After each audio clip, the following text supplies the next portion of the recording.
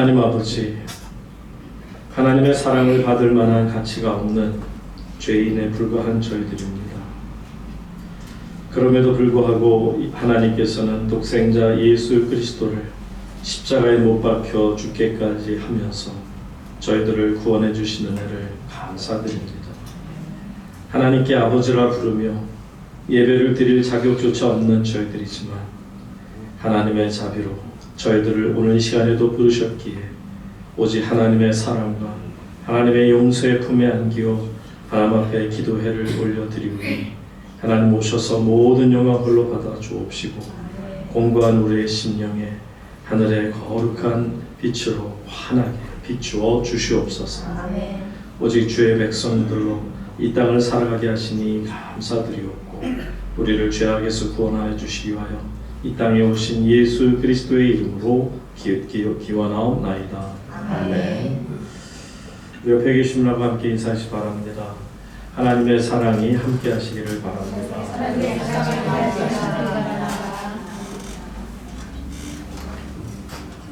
하나님의 말씀 베드로전서 2장 22절로 25절의 말씀을 함께 보도록 하겠습니다. 베드로전서 2장 22절로 25절의 말씀이 됩니다. 그는 죄를 범하지 아니하시고 그 입에 거짓도 없으시며 욕을 당하시되 기억하지 아니하시고 고난을 당하시되 위협하지 아니하시고 오직 공의로 심판하시는 이에게 감사하시며 친히 나무에 달려 그 몸으로 우리 죄를 담당하셨으니 이는 우리로 죄에 대하여 죽고 의에 대하여 살게 하려 하심이라. 그가 채찍에 맞음으로 너희는 나음을 얻었나니 너희가 전에는 양과 같이 길을 잃었더니 이제는 너희 영혼의 목자와 감독 되신 이에게 돌아왔느니라. 아멘. 이 시간 십자가 그리고 복음이라는 제목으로 하나님의 말씀을 대언해 드립니다. 여러분이 이미 익히 알고 있는 것처럼 십자가 사용 제도는 상당히 두려운 것입니다. 페르시아나 로마가 주로 이 사형 제도를 가지고 있었는데 특히 로마의 경우는 왜 이 사형 제도를 계속해서 고집했느냐라고 물으니 그것은 여러분 아시다시피 로마는 도시국가 형태입니다. 로마라는 이태리 중에서도 로마라는 그 도시를 중심으로 해서 전 유럽의 땅들을 다 차지하게 될 때 그 로마라고 하는 작은 도시가 큰 나라를 다스리는 데입니다. 그러다 보니까 각 나라들 또 민족들에게서 반역이 일어날 수 있고 또 로마를 향해서 공기를 일으키려고 할 때마다 그들이 쓰는 방법이 바로 조금이라도 로마에 대해서 대항하는 자가 있으면 이렇게 처참하게 죽이겠다라는 경고성을 띤 바로 사형 제도가 십자가형이라는 겁니다. 그래서 이 십자가형을 당하게 되면 사람들이 제정신으로 끝까지 이 십자가를 다 감당하지 못한다고 합니다. 너무나도 괴로워서 정신이 이상이 되지 않고서는 죽는 순간까지 그것을 견뎌내지 못한다. 오죽하면 그것을 그냥 겉에서 밖에 밑에 있는 사람들이 십자가형을 보면 너무나도 끔찍해서 며칠 동안 악몽을 꾸는 일도 허다했다라는 기록도 볼 수가 있습니다. 자, 이처럼 그 죽음이라는 것을 생각해 볼 때 십자가형은 누구에게든지 두려움을 주는 바로 형벌이었음을 우리가 압니다. 로마는 어쩔 수 없이 자신들의 관할지를 넓히기 위해서 이렇게 사형 제도를 사용하다 보니까 점점 사람들 속에는 어떤 일이 생겼냐면 이 십자가형은 이것은 저주의 상징이다 라는 거죠. 그러니까 누구는 십자가라는 단어만 써도 그것에 대해서는 거부감을 일으킵니다. 내 앞에서는 그 십자가의 십자도 꺼내지 마시오. 나는 십자가 이야기만 들어도 울렁이거리고 속이 메스껍고 역겹습니다. 저 도무지 내 앞에서는 십자가에 대해서는 더 이상은 거론해주지 않았으면 좋겠습니다. 이 정도로 십자가의 형벌은 우리가 상상할 수 있는 그 이상의 고통을 당했다는 것.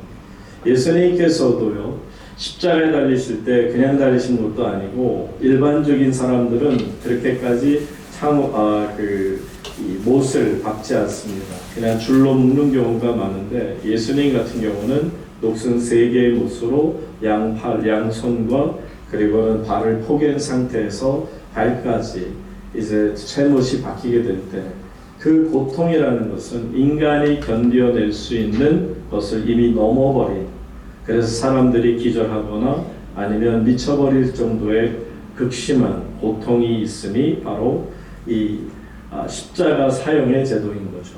자, 그런데 놀라운 것이 있습니다. 바로 이 십자가형이 분명히 저주의 형틀이고 고통이요, 모든 사람이 생각조차 하기 싫은 것인데 어느 순간부터 이 십자가는 대할 때마다 누구라도 평안을 주게 되었습니다. 바로 예수 그리스도께서 이 십자가에서 달려 돌아가심으로 말미암아 우리에게 평안을 주신 줄로 믿습니다. 아멘. 이런 놀라운 역사가 있게 되죠. 자, 십자가, 그리고 이어서 나오는 것이 복음입니다. 여러분, 복음이라는 것은 무엇일까요? 복음이라는 것은 유앙겔리온이라고 하는 헬라 단어가 쓰는데요, 영어에서는 good news입니다. 복된 소식, 좋은 소식입니다. 이 유앙겔리온이라는 이 단어가 신약 성경에서 쓰일 때 보게 되면 어떤 경우였냐면, 여러분 아시지만 이 로마 시대나 헬라 시대 당시에 이제 도시국가의 전쟁이다 보니까 나가서 자신들의 속해 있는 군인이 상대국을 이기게 되면, 상대 도시를 점령하거나 이기게 되면 거기에 대한 승전보를 가지고 오게 됩니다. 바로 여러분 잘 아는 그것이 그 마라톤의 유래가 됐죠. 승전보를 갖고 오다 보면 열심히 이제 자신의 나라로 들어오게 될 때 온 성안의 사람들이 그 사람 메신저가 과연 어떤 답을 갖고 오는지를 기대하면서, 왜냐하면 자신의 남편, 자신의 아버지 이런 분들이 전쟁에 나가서 지금 전쟁을 치르고 있고요. 만약에 전쟁에서 졌다면 이제 그 도시는 끝장입니다. 이제 금세 그 성 안에 있는 모든 사람들이 죽음을 생각할 수밖에 없는 두려운 상황이죠. 자, 그런데 이 사람이 그 메신저가 전쟁터에서 그냥 열심히 파발마라고 그러죠. 뒤에다 깃발 꽂고서는 열심히 달려옵니다. 달려오고 나서 그래서 그게 41.195인가요? 어쨌든 그래서 그게 그 마라톤의 시초가 됐다고 하는데, 어쨌든 이 사람이 성벽으로 올라갑니다. 그러면 성 안의 사람들이 다 모이죠. 다 모이는 순간에 그 사람의 입만을 바라볼 때 바로 이 메신저가 거기에 서서 우리가 승리했습니다, 이 한마디 하게 되면 온 성 안에 있는 사람들은 기뻐하면서 서로 부둥켜 안고 눈물을 흘리고 정말 하나님 안에서 찬양하게 되는 그런 모습을 상상해 볼 수 있죠. 만약에 우리가 졌습니다, 그 얘기는 죽는다는 거죠. 자, 그러니 유앙겔리온이라는 이 단어, 복음이라는 이 단어, 굿뉴스라고 하는 복된 소식이라는 이 단어는 어떤 뜻이냐면 우리에게 생명을 가져다 주는 것을 말합니다. 여러분, 이 생명을 가져다 준다는 게 얼마나 귀한 거죠. 예를 들면 아주 시골, 그 강원도 깡촌에 살고 있어요. 요즘에 워낙들 다들 차들이 좋지만, 예를 들어서 한 50년 전에 정말 이 시골에 들어가면 차도 없고 하루 종일 온종일 어떻게 나갈 방법도 없는 그런 심신 산골에 들어가 있다고 생각해 보세요. 그런데 그 초가집에서 아기가 낳게 되는데 그만 난산을 하게 돼요. 그러면 남편은 걱정이 되니까 발을 동동 구르다가 산파가 이 도저히 안 되겠으니까 읍내 가서 선생님, 그 산부인과 선생님을 빨리 모시고 오세요 라고 하니까 어쩔 수 없이 막 죽어라 뛰어가서 그 선생님을 모시고 불이 나게 집으로 돌아오는 거죠.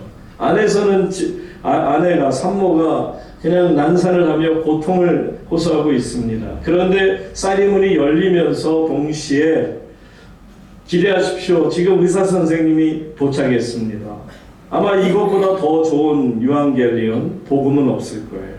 듣는 모든 거기에 집안에 있던 식구들, 발을 동동 구르고 있던 모든 사람들이 반색을 하며 그 자리에서 다 일어났을 겁니다. 산모를 제외한 모든 사람들이 기대감으로 이제 선생님이 오셔서 그 아이를 순산할 수 있도록 도와주게 되는, 여러분 이게 바로 복음이라는 아름다운 뜻을 가지고 있습니다. 그런데 십자가라고 하는 것은 완전히 우리를 죽음으로 몰아넣는, 저주로 몰아넣는 것이라면, 바로 이 복음이라는 것은 저주로부터 우리를 해방시켜서 하나님의 영원한 기쁨의 나라로 우리를 인도해 들어가는 것을 말하지 않습니까? 예수 그리스도께서 십자가에 달려 돌아가시며 피를 흘리신 까닭으로 저주와 죄악의 상징인 이 십자가가 속죄와 구원과 생명의 상징으로 바뀌는 놀라운 복음이 선포되고 있는 것입니다. 자, 우리는 고난 주간을 맞아서 오늘 첫날 월요일을 보내고 있는데, 여러분 우리가 보통 때에도 이 십자가를 바라보겠습니다마는 그 어느 때보다도 우리는 이 십자가를 바라보는 의미를 좀 더 새롭게 가져야 될 필요가 있습니다. 한번 여러분들에게 여쭙겠습니다. 여러분 이 십자가는 승리의 상징입니까? 패배의 상징입니까? 당연히 우리에게는 승리의 상징입니다. 말씀드린 것처럼 good news, 복된 소식에 바로 십자가가 우리에게는 영원한 복음이 되는 것이죠. 그런데 만약에 믿음이 없는 자들의 눈에 본다면 한번 생각해 보세요. 여러분이 아직 믿음이 없어요. 믿음이 없는 눈으로 이 십자가를 바라본다면 이것은 처절한 패배가 될 수밖에 없습니다. 자, 우리가 생각해 봅니다. 33살의 아주 짧은 나이입니다. 어떻게 보면 청년으로서 가장 왕성하게 활동할 수 있는 그 나이에 가진 청년이 죽은 겁니다.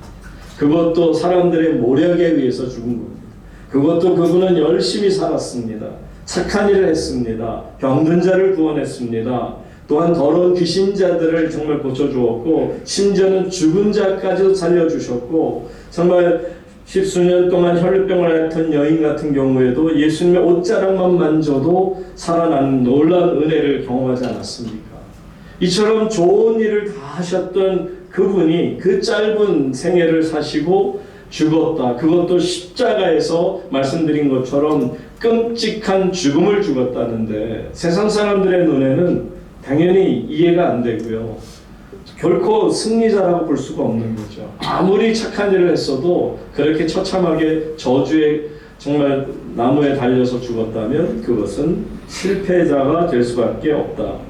여러분 로마의 그 철학이라고 하는 건 시세로의 철학입니다. 이 시세로라고 하는 이 철학자가 결국 황제도 됩니다만, 이 철학, 이 시세로의 철학은 뭐냐면 다른 거 아니에요. 강한 자가 아름다움이에요. 그러니까 스트롱한 게 뷰티예요. 아름다운 미를 가지고 있어요. 그러니까 연약한 거는 추한 거예요. 그러니까 아무리 정말 사람이 말로 포장한다고 해도 연약한 거는 아름다운 게 될 수가 없어요. 그러니까 로마 사람들의 생각 속에서는요, 강한 자만이 아름다움이고 강한 자만이 영원하다고 생각하는 그런 철학을 가지고 있어요. 그러니까 그런 철학으로 볼 때 십자가는 당연히 패배자의 이야기지, 이게 아무리 미사력을 갖다 붙이고 어쨌든 설명을 포장을 잘하고 해도 그 로마의 시세로의 철학에 의지했던 사람들의 입장에서는 아무리 10번, 100번을 두고 봐도 이것은 패배자의 죽음이라는 것을 우리가 생각할 수 있습니다. 그런데 이렇게까지 사람들이 처절하게 십자가를 보면서 모든 것을 잃어버린 것처럼 보였으나, 여러분 오늘날 아까도 제가 여쭤봤을 때 승리입니까? 패배입니까? 여쭤봤을 때 단 한 분도 빠짐없이 모두가 승리입니다 그러셨어요. 그 말이 뭡니까?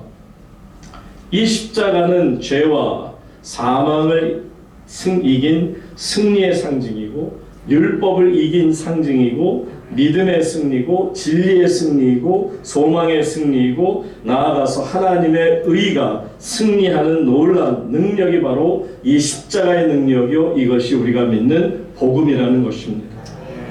이 복음은 이미 있는 것을 어떤 의미를 바꾸어서 우리로 하여금 날마다 새로운 능력을 얻게 하는 거죠. 여러분이 잘 아는 영국 런던에서 목회를 하셨던 존 스타트라는 목사님 계시죠. 참 그분이 쓴 주옥 같은 책들이 많이 있는데 그 중에 하나가 바로 The Cross of Christ, 그리스도의 십자가라는 제목의 책입니다. 이분은 이 존 스타트 목사님은 이 책을 통해서 이렇게 말씀합니다. 만일 십자가가 없다면 우리는 결코 하나님을 믿을 수 없을 것이다. 십자가는 기독교의 핵심이다. 그러나 많은 사람들은 십자가의 깊은 의미를 명확히 알고 있지 못하고 있다라는 거죠. 안타까운 게 뭐냐면 이 존 스타트 목사님의 말씀처럼 당연히 신앙인이라고 하면 누구라도 십자가가 무엇인지를 알아야 할 터인데 대부분의 신앙인들 중에도 보면 십자가를 보면서도 아무 느낌 없이 볼 수밖에 없는 거죠. 왜? 너무 피상적인 상징으로만 여겨지기 때문에 그렇습니다. 여러분, 예수님께서 우리에게 이 십자가의 죽음을 통해서 보여주는 것이 있음에 우리는 여러분들이 십자가를 볼 때 예수님께서 왜 도대체 저 십자가형을 통해서 우리에게 깨닫게 하시는 게 뭘까? 저는 특별히 오늘 이 밤에 세 가지를 여러분들에게 말씀드리고자 합니다. 첫째는 바로 이 십자가를 통해서 우리가 깨달을 수 있는 것이 뭐냐면 죄가 얼마나 무서운가 하는 것을 알게 하는 거죠. 와, 얼마나 죄라는 게 무서우면 하나님의 아들이 십자가에 달려서 피를 흘리며 죽어야만 했느냐 하는 것을 말합니다. 여러분, 저와 여러분 모두는 죄인이었습니다.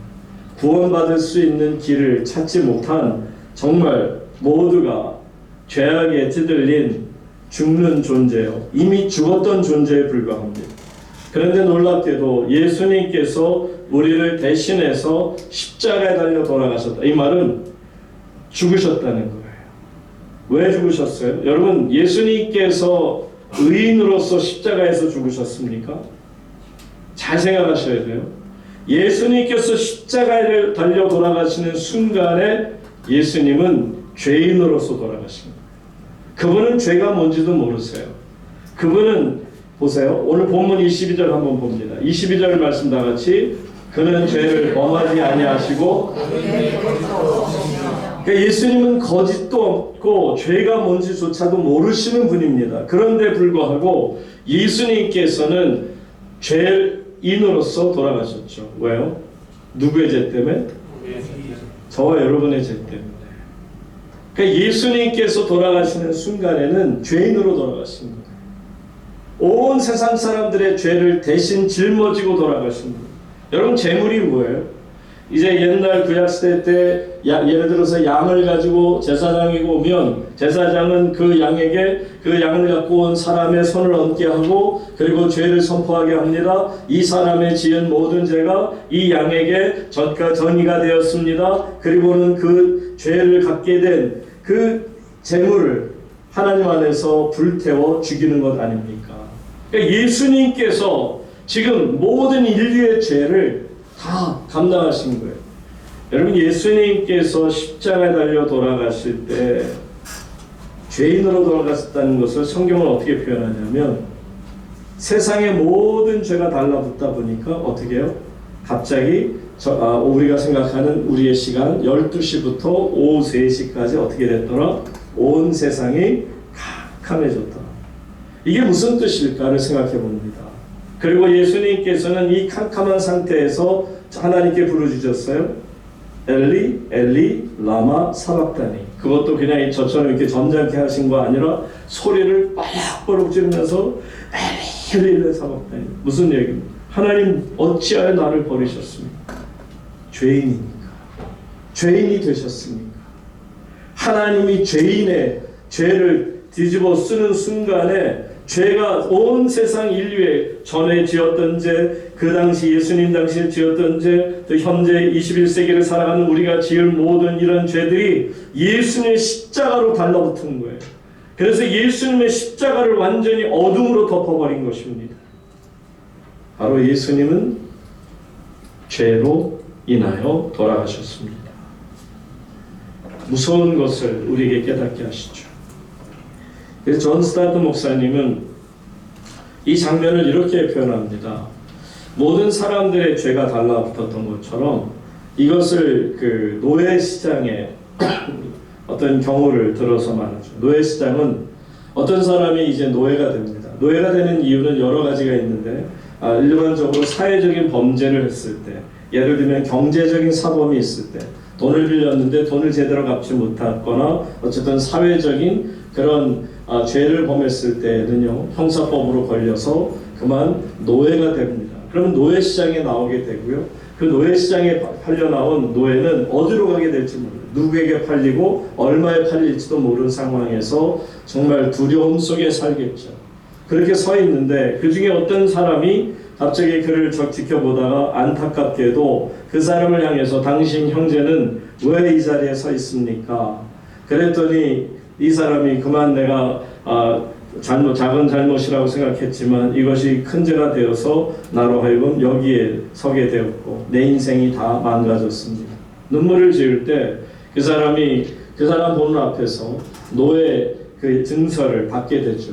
그리고는 돈을 다 지불한 상태에서 그 노예 증서를 그 사람이 보는 앞에서 찢어주며 당신은 이제부터 모든 죄가 그 노예의 신분이 사라졌습니다. 당신은 이제 일반인이 되었습니다. 그러면 그 노예 입장에서는 얼마나 대단한 기쁨과 감사와 영광을 누릴 수밖에 없겠냐 하는 것인데 이것을 가리켜서 존 스타트 목사님은 한마디로 말하기를 바로 satisfaction for sins, 죄에 대해서 만족하게 했다. 성도님 여러분, 예수님의 십자가는요 율법을 만족시키셨어요. 율법이 요구하는 모든 것을 완벽하게 십자가의 죽음으로 다 이루어내셨어요. 그리고는 누구를 또 만족시키셨냐면 바로 마귀를 만족하게 했어요. 마귀는 고소하는 자잖아요. 이분이 죄를 졌어요. 누가 죄를 졌어요? 어떤 죄를 졌어요? 오케이. 한마디로 말해서 예수 그리스도께서 십자가에 달려 돌아가시는 순간에 마귀도 입을 탁 틀어 막아버린 거예요. 마귀에게도 만족을 주셔버린 겁니다.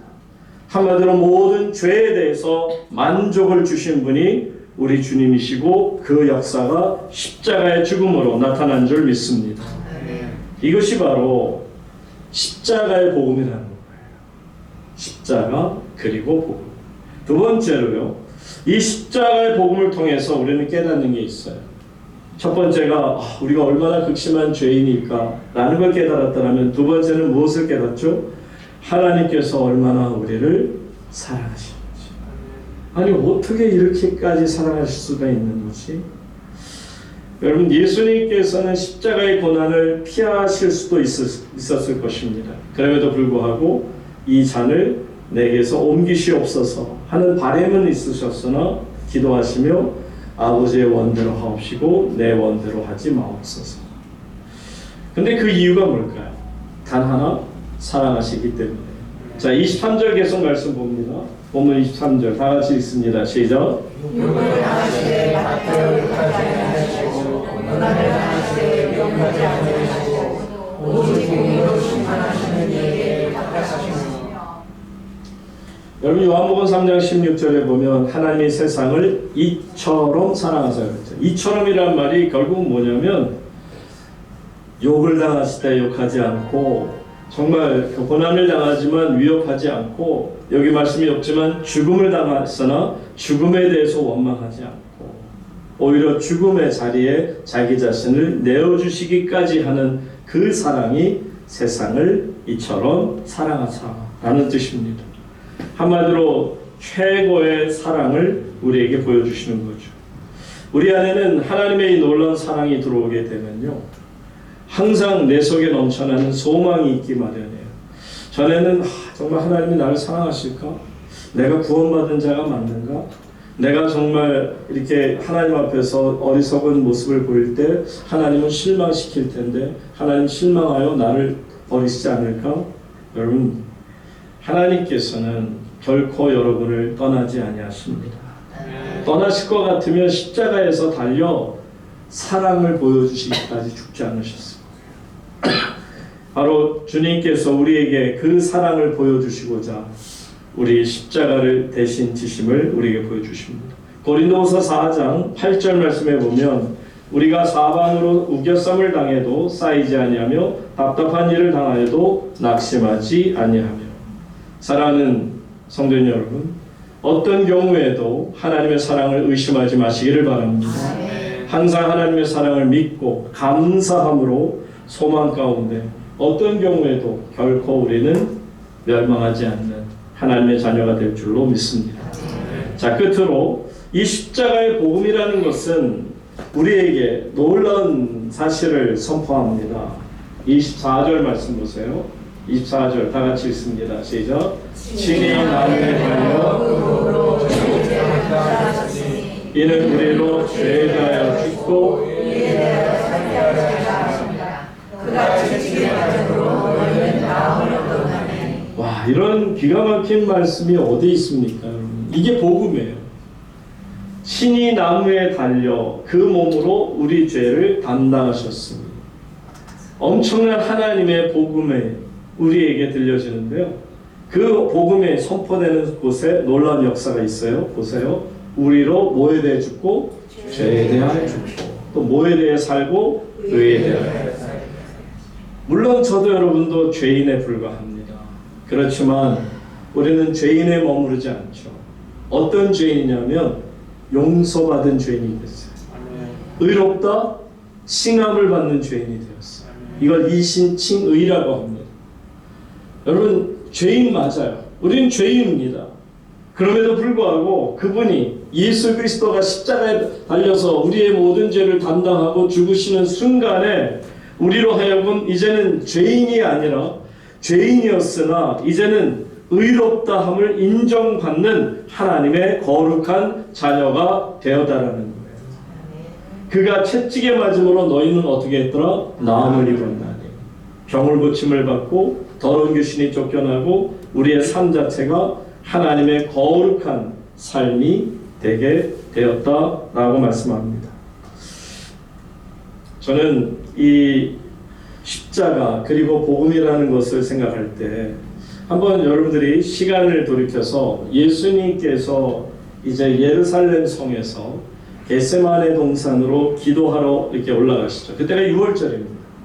여러분 6월절이라고 하는 것은 이번에도 그 지난주에 우리 그 박정희 원사님 아드님 텔아비브 한국 대사관에서 근무하다가 식구들 데리고 잠깐 들어오셨는데 어떠냐 물어봤어요. 그랬더니 6월절이 되고 나니까 진짜 아무것도 못하는 문 여는 가게도 없고 식당도 없고 뭐 어떤 정말 모든 게 다 자급자족하지 않으면 안 될 만큼 온 그냥 텔아비브 이스라엘 도시 자체가 그냥 6월절 행사로 들어간다는 거예요. 근데 여러분 6월절이 지금도 이렇게까지 대단한데요.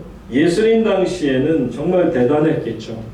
예수님 당시에는 수많은 사람들이 성전으로 전 세계에 흩어져 있는 디아스포라들이죠.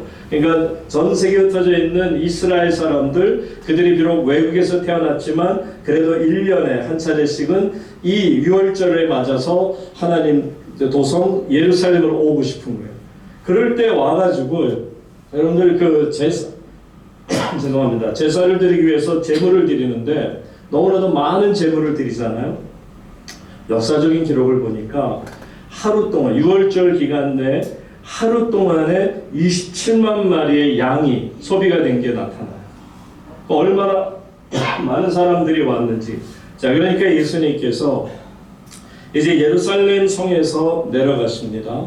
왜냐하면 여러분들 겟세마네 동산 감람산하고요, 예루살렘하고요, 사진으로 보신 분들은 아시겠지만 예루살렘도 굉장히 높은 도시입니다. 근데 그 앞에는 더 높은 감람산이 있어요. 그러니까 감람산의 중턱이 겟세마네 동산이에요. 그러니까 예루살렘 성에서 이 감람산 중턱에 있는 겟세마네 동산에 가시려면 어떻게 해야 되죠? 계곡 따라 이제 그 예루살렘 도시에서 내려와서 감람산 그 계곡, 그 기드론 계곡이죠. 그 기드론 개울가를 시냇가를 건너서 그리고 산으로 올라가 중턱쯤에 겟세마네가 있는 거죠. 자, 그때 예수님께서 제자들을 데리고 이 겟세마네 기도하기 위해서 내려가실 때 어떤 일이 벌어졌을까요? 말씀드린 것처럼 하루에만 27만 마리를 잡은 기록 역사가 요세푸스라는 역사가 의해서 나타나는 것인데 그렇게 많은 사람들이 정말 재물을 가지고 와서 피해를 쏟아냈더라면 여러분 아시지만 그 제단에서 물두멍이라고 하는 것이 제단 구멍이 있어요. 그래서는 이제 그 양이나 뭐 양으로 하죠. 오늘은 양도 있고 여러 가지 동물이 있겠으나 양의 그 목을 따가지고 그걸 이렇게 탁 엎어놓으면 거기에서 그냥 동맥을 끊는 순간에 피가 컬컬컬 나오는 거예요. 온몸에 피가 다 쏟아져 들어오는 거예요. 얼마나 많은 피가 있겠어요. 한 마리만 해도. 그러니까 그 녀석이 거기 쏟아낸 그 구멍으로 쭉 들어가다 보면 이 수많은 27만 마리의 양의 피가 어떻게 됐을 것 같아요? 밑으로 흘러내렸다 보면 기드론 골짜기가 평상시에는 시냇물이 졸졸졸 흘렀더라면 그냥 온 피로 덮는 겁니다. 보통 때보다 훨씬 양이 많으니까 컬컬컬컬 흘러 넘치겠죠. 그러면은 거기에 그 길을 건널 때, 제 개울가를 건널 때 보면 이 뭐죠, 디딤돌 같은 게 있잖아요. 디딤돌조차도 아마 다 펑 젖을 만큼 많은 양의 피가 흘러내렸을 겁니다. 그런데 예수님께서는 그 디딤돌을 걷는 순간에 어떤 생각을 가셨겠어요? 묵상하지 않으셨겠어요? 하나님, 이들이 지금 이렇게 수많은 피를 흘립니다. 그럼에도 저들이 구원을 받지 못합니다. 아버지, 내 피로 모든 사람들을 구원하여 주옵소서. 놀랍지 않습니까? 예수님께서 그래서 겟세마네 동산에 올라가셨고 기도하셨고, 그리고는 십자가 그 비올고로사를 통해서 올라가셔서 골고다에서 피를 흘려 죽으신 겁니다. 한 번으로 모든 죄를 다 사하신 역사가 나타납니다. 사랑하는 오늘교회 성도님 여러분, 이것이 복음입니다. 이 복음은 우리를 그래서 새롭게 합니다. 예수 그리스도의 이 보혈의 역사가 우리를 정말 변화시킬 수밖에 없어요. 끝으로 25절 보세요. 25절 보시게 되면 너희가 전에는 양과 같이 길을 잃었더니 이제는 너희 영혼의 목자와 감독 되신 이에게를 어떻게 했더라? 예수 그리스도의 십자가의 보혈로 우리는 복음을 알게 되고 그 복음을 통해서 이제는 영원한 나의 목자이신 주님께로 돌아올 수가 있게 된 거죠. 여러분들이 이 한 주간 동안 기도하며 이 고난주간을 보낼 때 십자가를 묵상하시고요. 십자가를 묵상하시는 순간 꼭 기억하세요. 첫 번째 뭐라고요? 내 죄가 저렇게 심했구나. 죽을 수밖에 없는 죄였구나. 두 번째는 예수님께서 친히 달려 돌아가실 만큼 어떻게 했더라? 우리를 사랑하시는구나 라고 말이죠. 그리고 우리 이제 마지막으로 십자가를 볼 때 뭘 느끼세요? 복음이 선포됩니다. 너희가 죄에 대해서는 어떻게 죽고 의에 대해서는 어떻게 다시 살아납니다. 믿으시기 바랍니다. 여러분들은 죄에 대해서는 이제 죽었고요, 의에 대해서는 다시 살아나는 하나님의 거룩한 백성이 되었습니다. 함께 기도하겠습니다.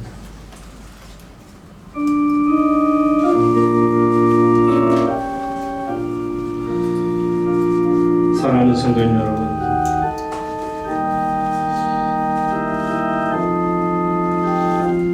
십자가를 바라보는 여러분의 눈에 눈물이 있습니까? 우리는 십자가를 눈물 젖은 눈으로 바라보아야 합니다. 우리 깊은 곳으로부터 아픔을 느끼며 바라보아야 합니다. 일상적인 십자가로 바라보지 않도록 하나님 앞에 도움을 구하시기 바랍니다. 그동안 우리가 십자가를 무심한 눈으로 바라보았음을 용서를 구하시기 바랍니다. 우리가 하나님의 거룩한 십자가, 예수님의 십자가를 지식의 눈으로만 바라보지 않았는가를 깨닫습니다. 이제는 예수님의 십자가의 그 높은 사랑이 내 심장에 새겨지게 하여 주시옵소서. 주님 고난 당하셨으니 이제는 나도 주님의 이름으로 고난 당하기를 원합니다. 고백하십시오. 주님 눈물을 흘리셨으니 나도 주님의 고난을 기억하며 내 작은 몸을 드리기를 원합니다. 내 가운데 거하셔서 고난의 능력으로, 고난의 승리로 나를 붙들어 주시옵소서. 나를 위하여 피를 흘리시고 십자가에서 고난당하신 주님을 우리는 이 시간 기억하기를 원합니다. 이 시간 함께 기도하실 때 여러분 가운데 기도가 되지 않으시면 그냥 눈을 뜨고 십자가만을 바라보십시오. 십자가를 바라보시면서 오늘 부족한 종이 선포했던 말씀만을 기억하십시오. 죄의 삭시 사망이라고 했는데 내 죄가 저렇게 극심하구나. 하나님 아들 예수 그리스도께서 나를 너무나도 사랑하셔서 저 십자가를 통해 피를 흘리셨구나. 죽으셨구나. 이제는 저 십자가를 바라볼 때마다 나의 죄가 죽고 의에 대하여 내가 다시 살았음에 남은 생애가 하나님의 생애가 되기를 원합니다. 여러분 이 시간에 십자가를 바라보며 기도하는 시간 갖기를 바랍니다. 기도하겠습니다.